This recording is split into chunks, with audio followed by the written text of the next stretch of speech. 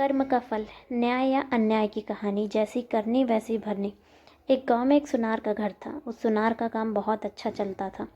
काम बढ़ाने के उद्देश्य से उसने एक दिन बहुत सारा सोना मंगवाया।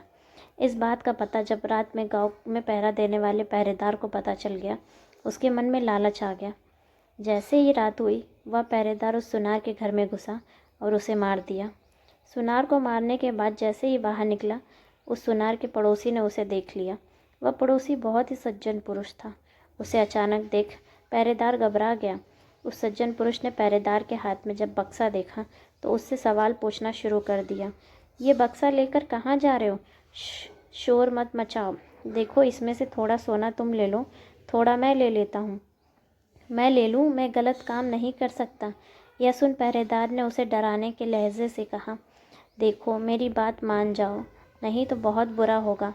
फिर मुझे दोष मत देना। धमकी देने पर जब वह सज्जन पुरुष न माना तो उस पहरेदार ने ज़ोर ज़ोर से चिल्लाना शुरू कर दिया। जब सब लोग इकट्ठा हो गए तब सबको झूठी कहानी बताने लगा। ये आदमी सुनार के घर से बक्सा लेकर आ रहा है, मैंने इसे पकड़ लिया। जब सब लोगों ने सुनार के घर जाकर देखा तो सुनार मरा पड़ा था। पुलिस को बुलाया गया और पुलिस उस निर्दोष व्यक्ति को सुनार के कत्ल के इल्ज़ाम में पकड़ कर ले गई। मामला कोर्ट तक पहुंचा। उस आदमी ने जज के सामने बहुत कोशिश की कि खुद को निर्दोष साबित कर सके, लेकिन सारे सबूत और गवाह उसके खिलाफ थे। जैसे ही उसको फांसी की सज़ा हुई, वैसे ही उसके मुंह से निकला, भगवान के दरबार में कोई न्याय नहीं है। जिसने मारा है उसे कोई सज़ा नहीं, और जिसने कुछ नहीं किया उसे फांसी की सज़ा मिल गई है। जज को उसके इस शब्दों से लगा, कहीं उन्होंने फैसले में कोई गलती तो नहीं कर दी।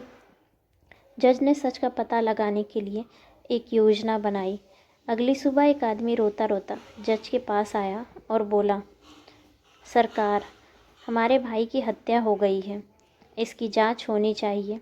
उस समय जज ने फांसी की सज़ा मिले व्यक्ति और उस पहरेदार को मरे हुए व्यक्ति की लाश उठाकर लाने को कहा।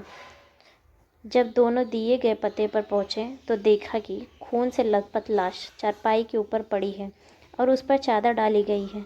दोनों ने उस चारपाई को उठाया और चलने लगे। रास्ते में उस पहरेदार ने उस फांसी की सज़ा मिले व्यक्ति को कहा, अगर तुमने उस रात मेरा कहा मान लिया होता तो तुम्हें फांसी की सज़ा भी नहीं होती और सोना मिलता सो अलग। इस पर उस व्यक्ति ने जवाब दिया, मैंने तो सच का साथ दिया था, फिर भी मुझे फांसी की सज़ा हो गई। भगवान ने न्याय नहीं दिलाया मुझे। चलते चलते जब दोनों जज के सामने पहुँचे तो चारपाई पर पड़ी हुई लाश एकदम उठ गई। असल में वह लाश नहीं थी, बल्कि जज द्वारा सच का पता लगाने के लिए गया एक सिपाही था। उस सिपाही ने उठकर सारी सच्चाई जज को बता दी। जज सच्चाई सुनकर बहुत हैरान हुए। पहरेदार को कैद कर लिया गया। न्याय हो गया था, लेकिन जज के मन को अभी भी शांति नहीं मिल रही थी। सो उन्होंने सज्जन व्यक्ति से कहा, इस मामले में तो तुम निर्दोष साबित हो चुके हो, लेकिन सच सच बताओ, तुमने कभी कोई हत्या की है क्या? जज की चालाकी वह व्यक्ति पहले ही देख चुका था, इसलिए अब वह झूठ बोलने से डर रहा था। इसलिए उसने सच्चाई बताना शुरू की। बहुत पहले की बात है, एक दुष्ट व्यक्ति मेरी गैर हाजिरी में मेरी पत्नी से मिलने आया करता था। मैंने अपनी पत्नी और उस व्यक्ति को समझाने की बहुत प्रयास किए, मगर वे नहीं माने।